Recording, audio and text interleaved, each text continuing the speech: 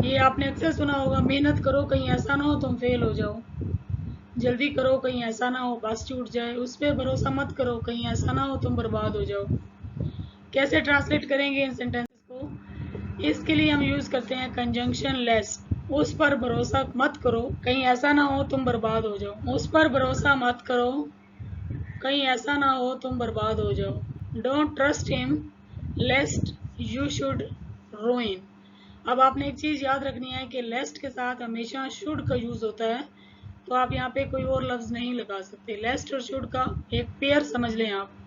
मेहनत करो कहीं ऐसा ना हो तुम फेल हो जाओ। Work hard लेस्ट you should fail. जल्दी करो कहीं ऐसा ना हो बस छूट जाए। Hurry up लेस्ट you should miss the bus. तवज्जो दो कहीं ऐसा ना हो तुम सब खो दो, यानी सब कुछ खो जाए।